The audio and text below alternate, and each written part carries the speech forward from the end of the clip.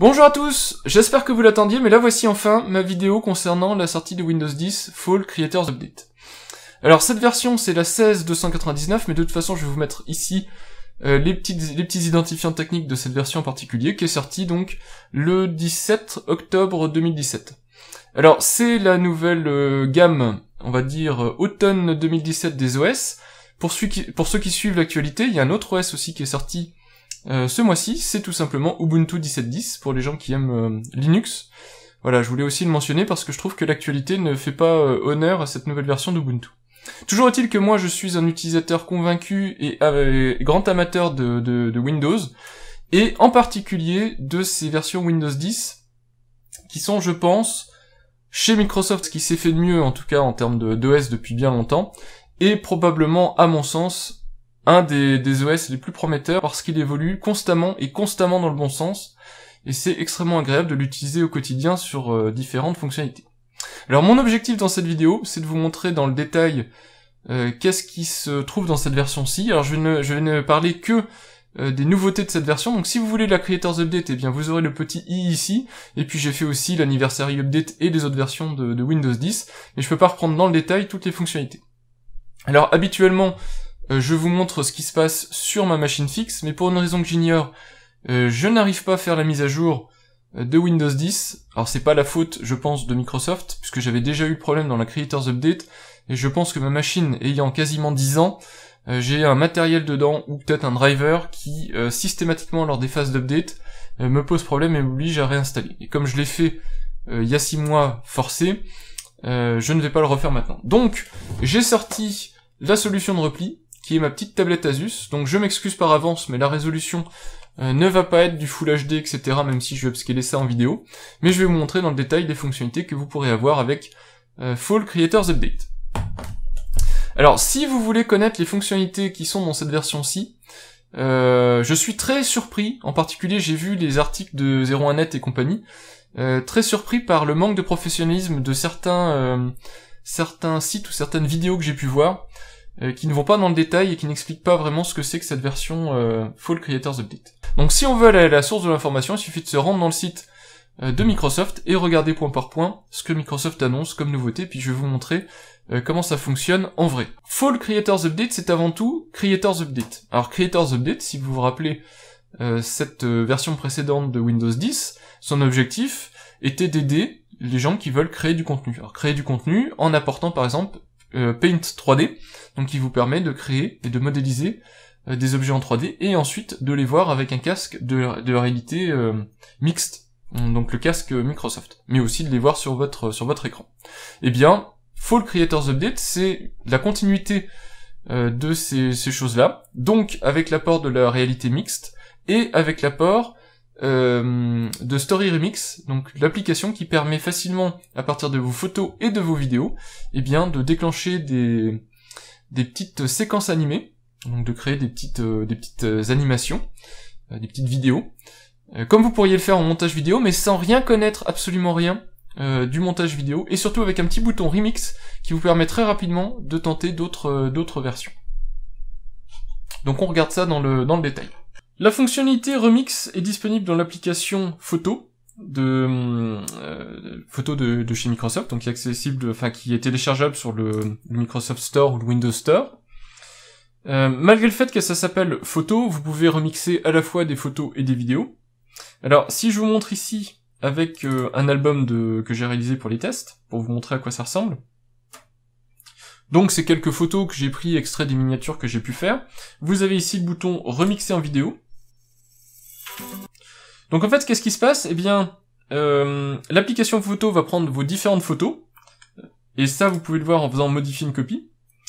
Donc voilà les photos de votre album photo, que vous devez créer au préalable. Donc vous avez les photos ici, vous avez ici le timecode de la seconde à laquelle la photo doit apparaître.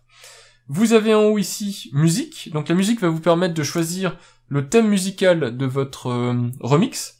Donc Microsoft en propose une tonne que vous pouvez écouter, que vous pouvez choisir. Vous pouvez aussi choisir votre propre musique.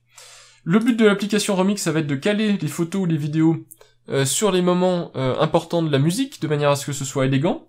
Vous pouvez aussi rajouter des filtres et du texte. Par exemple ici, je vais rajouter du texte, mes meilleures miniatures.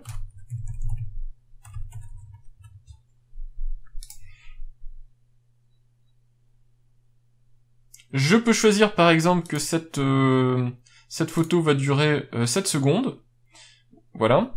Et puis, je peux lui donner un effet de mouvement. Et par exemple, l'effet de mouvement, je vais faire un panorama.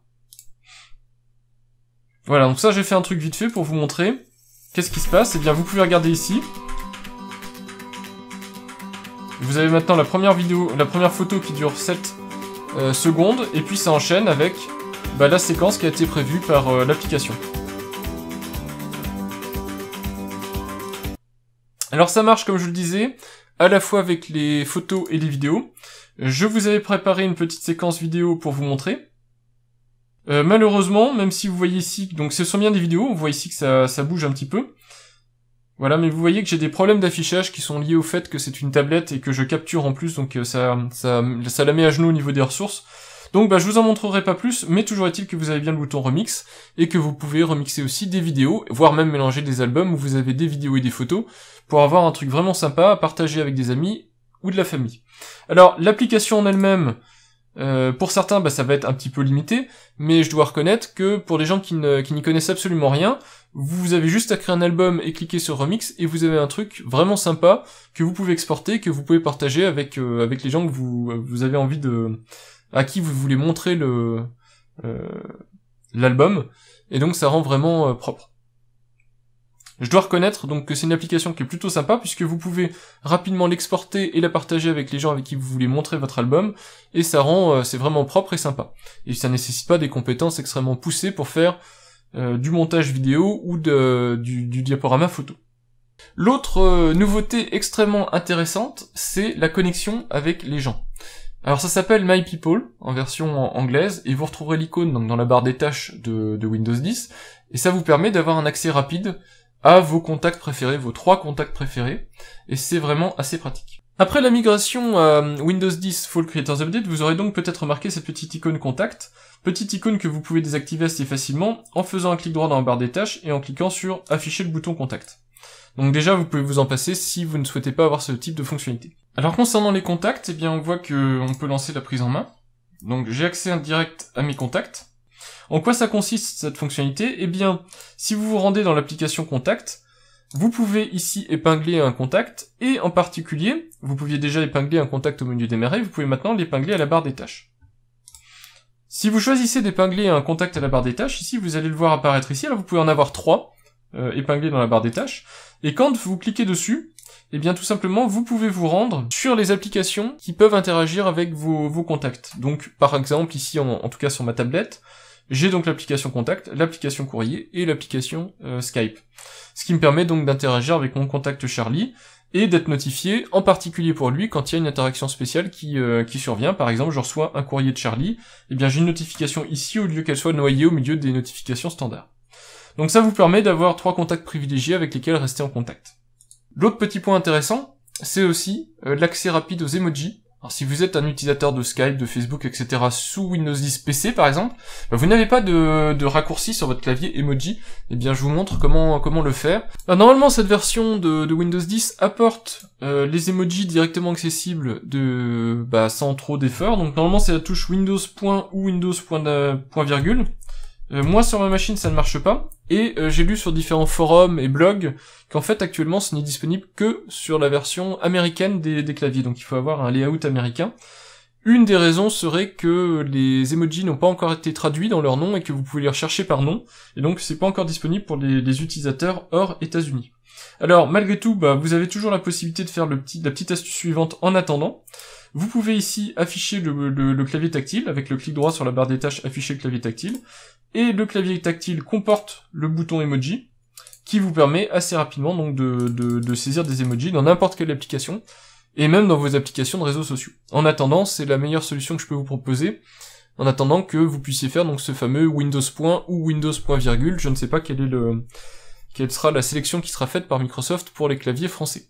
Une fonctionnalité majeure de Windows 10, et je ne sais pas, je comprends vraiment pas pourquoi Microsoft ne l'a pas fait au moment de Windows 10 mobile, donc quand ils avaient encore une gamme significative de téléphones mobiles, c'est Continue on PC. L'idée c'est que vous prenez votre session courante de Windows 10 et vous pouvez pousser sur votre appareil mobile, Android pour le moment mais peut-être bientôt Apple, et vous pouvez pousser l'état courant pour pouvoir continuer sur le mobile, et inversement, si vous avez des SMS, des appels, ou si vous êtes en train de regarder quelque chose sur internet sur votre mobile et puis que vous vous dites c'est pas pratique, mon écran est trop petit, eh bien vous pouvez facilement continuer sur votre PC Windows 10. Alors je vais vous montrer comment ça marche. Ça nécessite d'avoir le lanceur Microsoft. Par contre, c'est pas encore vraiment intégré. Pour relier votre téléphone avec Windows 10, il faut aller dans tous les paramètres. Vous verrez ici, téléphone, associez votre téléphone Android. Donc Android pour le moment parce que je pense que le support des téléphones Apple viendra probablement plus tard.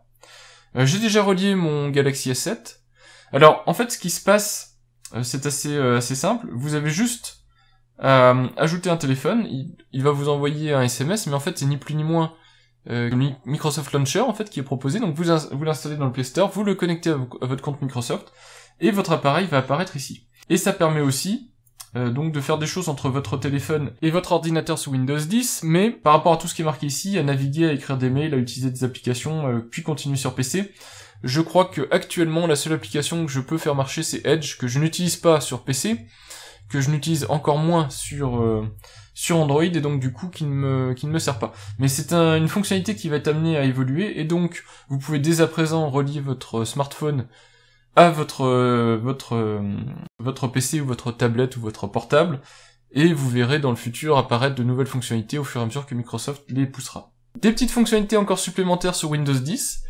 Cortana a été mise à jour. Je vous ai montré lors de la version Creators Update qu'il y avait des nouvelles commandes.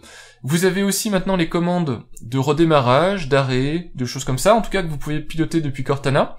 Alors évidemment, ça peut aussi avoir son risque. Si vous avez des petits plaisantins chez vous, vous êtes en train de travailler sur PC puis que vous disiez Cortana arrête tout, ça va être un peu embêtant, mais c'est aussi une manière d'interagir de manière efficace avec une machine Windows sans avoir besoin de faire des raccourcis clavier ou d'aller cliquer quelque part. Alors concernant Cortana, bien il a une place de choix maintenant dans les paramètres de Windows, puisqu'on va la retrouver ici, et on peut directement dans Cortana, donc dans la section Cortana, on peut configurer directement dans la section Cortana un tas de petites choses, en particulier ici, activer ou désactiver le Cortana. Coucou. Bonjour. Ce qui peut être intéressant si vous utilisez ce type de fonctionnalité, c'est de vous rendre dans Autorisation et historique. Vous verrez dedans l'ensemble des fonctionnalités que Microsoft vous permet de voir et de consulter, en particulier les activités de vos appareils, si vous voulez vérifier ce que Microsoft a capturé de vous, etc. Mais surtout, gérer ce que vous autorisez, donc ce que Cortana peut faire, donc les informations auxquelles elle a accès. Vous pouvez tout à fait activer ou désactiver des choses, et vous pouvez désactiver la recherche cloud si c'est quelque chose qui vous inquiète ou qui vous fait peur. Voilà, donc la section Cortana, de la même manière, je pense, va être amenée à évoluer. Enfin, normalement, vous pouvez demander à Cortana d'arrêter ou de redémarrer l'ordinateur. Moi, ça ne marche toujours pas sur ma tablette. Ça me dit toujours que la commande est reconnue, mais qu'elle ne peut pas être exécutée. Tant pis. Et l'autre chose aussi qui est intéressante, c'est que Cortana est enrichi avec les Cortana Skills. Alors à mon avis, pour le moment, c'est pas encore quelque chose qui est disponible en France, mais ça arrivera. Cortana Skills, c'est en gros l'équivalent d'Alexia Skills, donc d'Amazon Alexa, qui permet tout simplement de piloter par exemple de la domotique et de rajouter des fonctionnalités rapidement sur l'assistant personnel. Donc ça c'est prometteur parce que peut-être que prochainement votre assistant Microsoft vous permettra de faire des choses supplémentaires qu'il n'est pas actuellement capable de faire, sans avoir besoin d'attendre une nouvelle version de Windows 10. Et si vous utilisez Windows 10 couplé avec OneDrive qui est le service de stockage en ligne de Windows 10 de fichiers donc, vous pouvez maintenant activer une petite fonctionnalité qui va vous permettre d'éviter de rapatrier tous les fichiers localement sur votre machine. Alors évidemment sur un PC comme j'ai avec plusieurs Tera de stockage on s'en moque, mais sur une tablette comme ça qui a 16, 32 Go ou sur un appareil de ce type, vous ne pouvez pas vous amuser à ramener tout votre compte OneDrive dessus.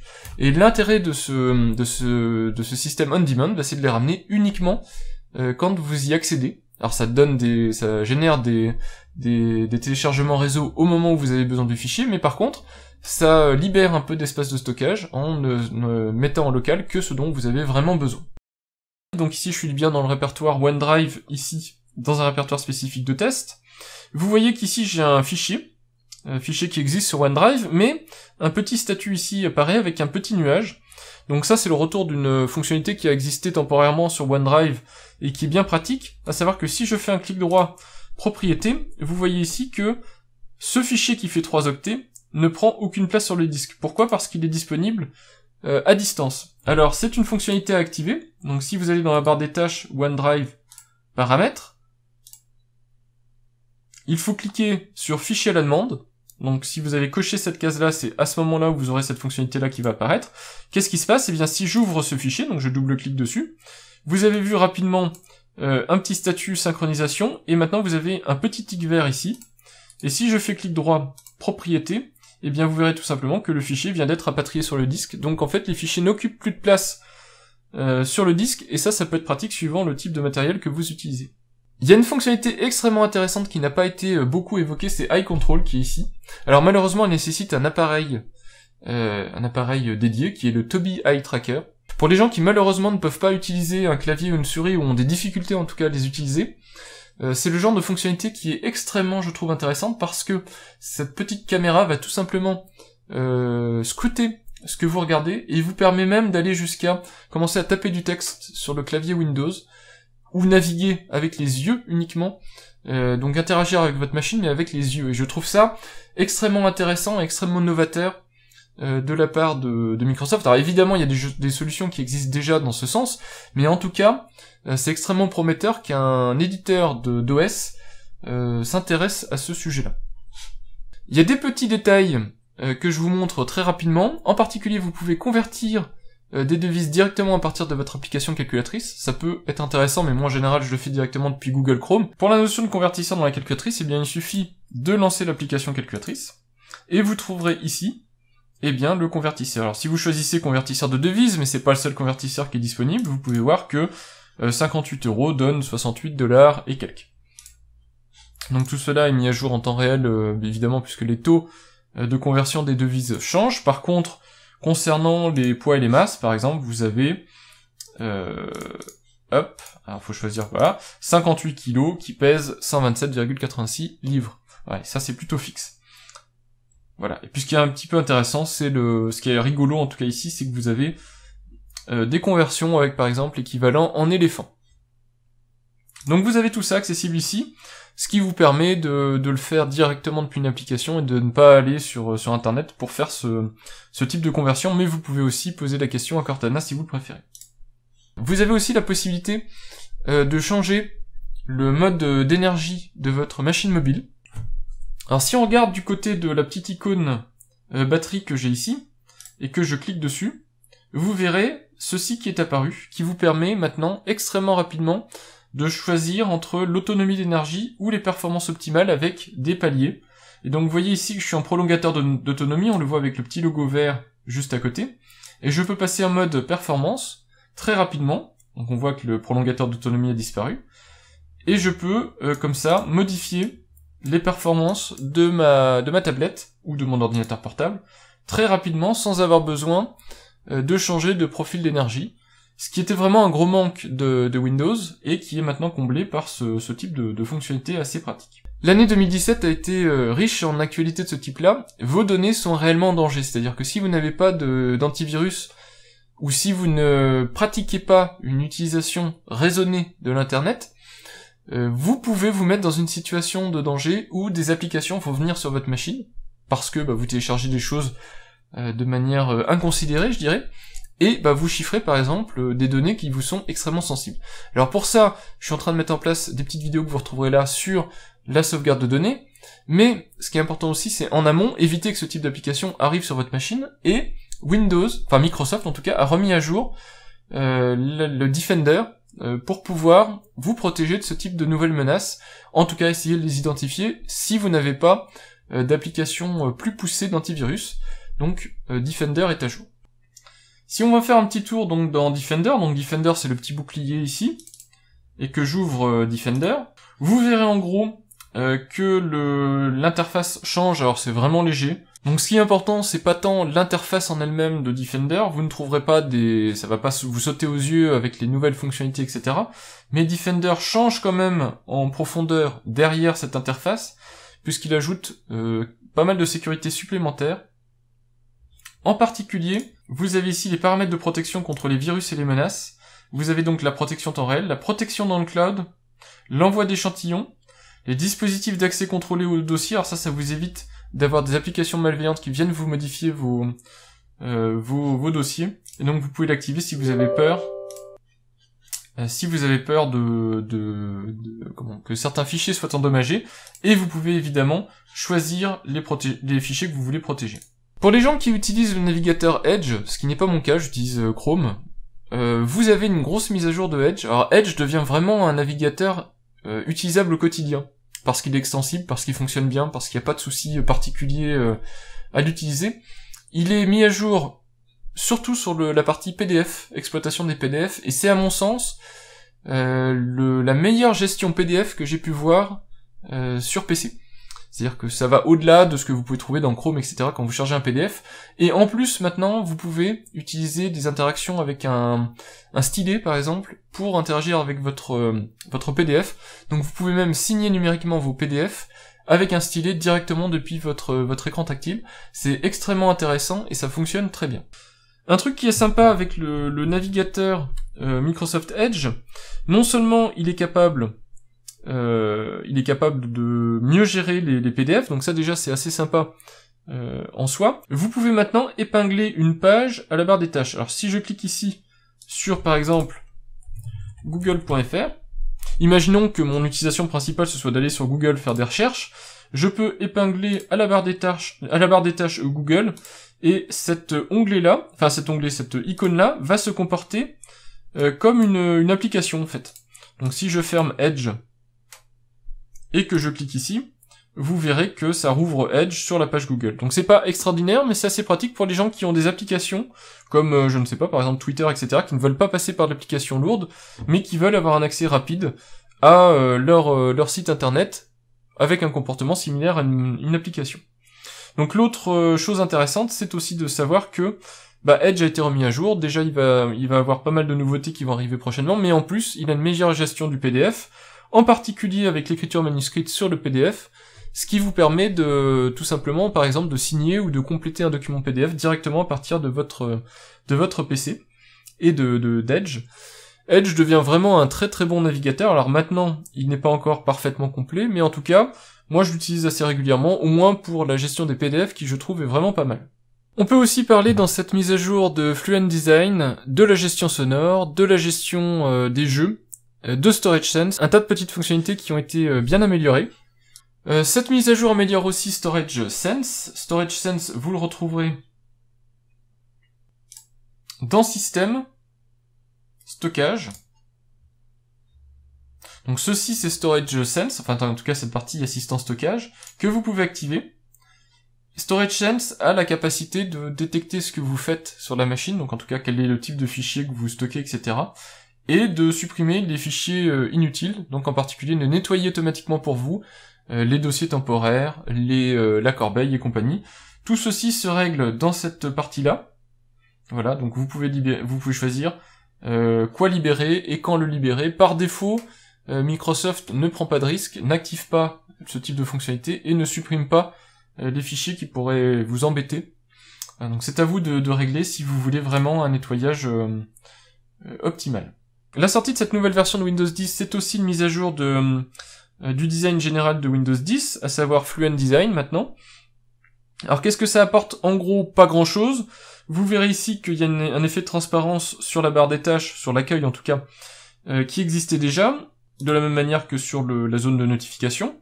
La transparence en elle-même, son effet a un petit peu changé, mais c'est globalement la même chose.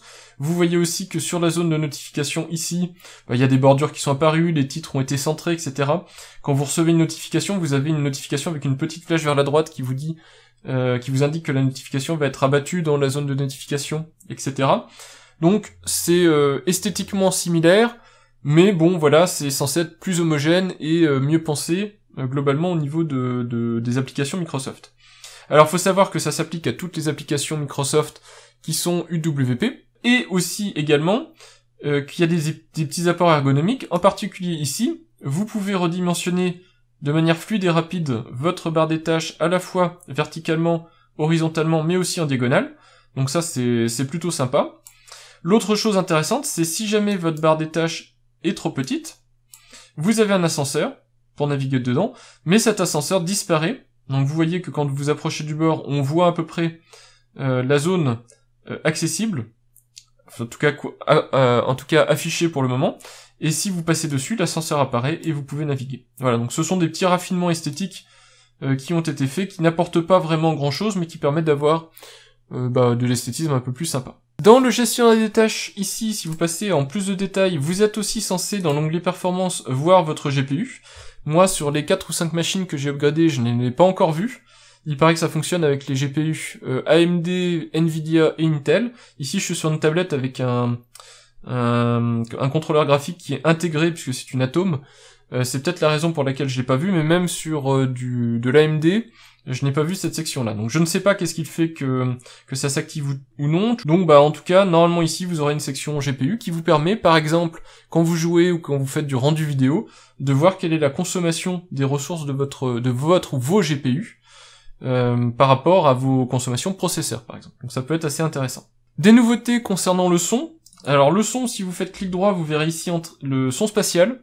Alors le son spatial, vous avez Windows Sonic, qui vous permet d'avoir une spatialisation du son. Alors en particulier, ça marche assez bien avec les casques, comme pour l'Atmos d'ailleurs. Donc vous avez soit le Dolby Atmos qui est arrivé avec la version précédente de Windows 10, soit Windows Sonic, et vous pourrez avoir un son spatialisé qui vous permettra d'avoir une écoute sympathique si vous jouez par exemple. Alors maintenant pour les écoutes, pour les audiophiles, ou pour ceux qui apprécient la hi-fi en tout cas, ce n'est pas ça va dégrader un petit peu le son, mais c'est toujours assez sympa à avoir.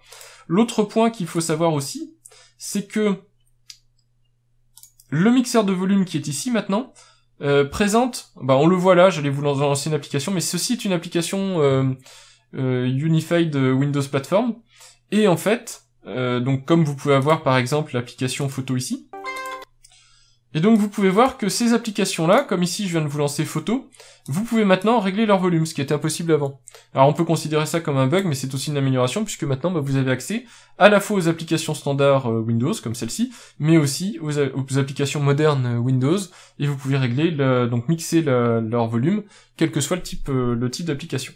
Un petit point sympathique avec Windows Update, donc si vous allez dans mise à jour et sécurité, ici, et que vous allez dans Windows Update, vous verrez ici les options avancées de mise à jour.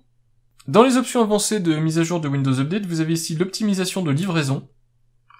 L'optimisation de livraison vous permet de modifier un petit peu la manière dont les téléchargements ont lieu sur votre machine, mais aussi d'aller dans par exemple, les moniteurs d'activité. Donc vous pouvez voir ce qui a été téléchargé via Windows Update sur votre machine, ici. Et vous pouvez aller dans des options avancées pour définir des plans maximum de téléchargement, donc pour éviter que vous consommiez trop de données.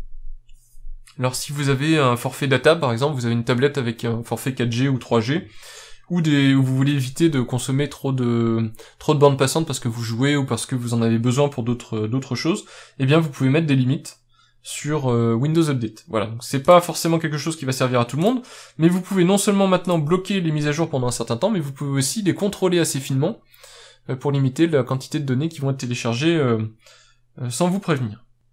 Toujours dans les paramètres, donc vous avez le nouveau menu jeu qui est apparu ici, qui date déjà de la version précédente de Windows 10, mais dans ce menu jeu, vous avez maintenant ici TruePlay, qui est un mode de sécurisation de vos jeux, donc qui permet via l'OS de vérifier qu'il n'y a pas de triche ou de choses comme ça dans les jeux, c'est l'équivalent de VAC, de VL ou des choses comme ça. Vous pouvez l'activer, et si vous l'activez, eh bien vous devriez avoir une sécurisation supplémentaire, en tout cas, pouvoir prouver que vous ne trichez pas aux jeux vidéo. Vous avez aussi le réseau Xbox ici, qui permet une connexion à l'Xbox Live et de vérifier que vous êtes correctement connecté à Xbox Live, ce qui est sympa si vous utilisez des stores Microsoft et les applications Xbox sur votre tablette ou votre PC ou votre machine de jeu en tout cas. Enfin, les mises à jour Windows ont aussi un impact non seulement sur la console Xbox, mais aussi sur les téléphones Windows Mobile, et oui, même eux. La mise à jour pour la Xbox One S est pas super conséquente, elle fait un peu moins de 700 mégas. Y a pas grand chose de significatif dedans, en tout cas de mon point de vue, puisque j'utilise essentiellement la console comme Media Center plus que comme console de jeu. Ce que j'ai noté, c'est essentiellement, et c'est d'ailleurs ce qui est annoncé par Microsoft, c'est un gros changement sur le menu, l'accueil en tout cas de la console, qui est vraiment mieux pensé. Toujours, je pense, le Fluent Design qui intervient dans tout ça. L'application Blu-ray aussi, j'ai noté le déploiement de la nouvelle version de l'application Blu-ray. Je ne sais pas dans le détail ce qu'elle apporte, mais bon, en tout cas, il y a une nouvelle version. Et si vous êtes intéressé pour plus de détails, je vous mettrai en description un petit site qui référencie les changements spécifiques à la console. Voilà donc ce que je pouvais dire de Windows 10 Fall Creators Update. C'est à mon sens encore une mise à jour qui va dans le bon sens. Elle n'est pas extraordinaire en termes de contenu, mais aucune mise à jour Windows 10 maintenant ne le sera. Il faut bien être clair là-dessus. Ce n'est plus la révolution qu'on avait tous les 2 ou 3 ans, ou 4 ans, je ne sais plus, de Windows en Windows. C'est des versions qui sortent tous les 6 mois, qui sont axées sur les priorités des gens.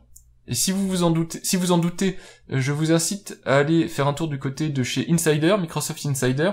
Microsoft est plus que jamais à l'écoute de ses utilisateurs, et le programme Insider, les pages Insider montrent à quel point les retours sont pris en compte. À tel point que certaines fonctionnalités sont même déprioritisées de la roadmap Windows 10 pour mettre en avant des choses qui intéressent les gens dans la communauté Insider.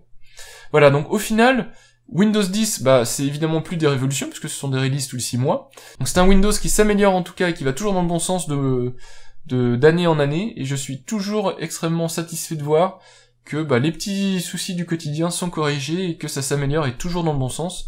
Donc c'est une bonne chose. Voilà, j'espère que ma vidéo de présentation de Windows 10 Fall Creators Update vous a été utile, et puis je vous dis à bientôt pour de prochaines vidéos. Au revoir.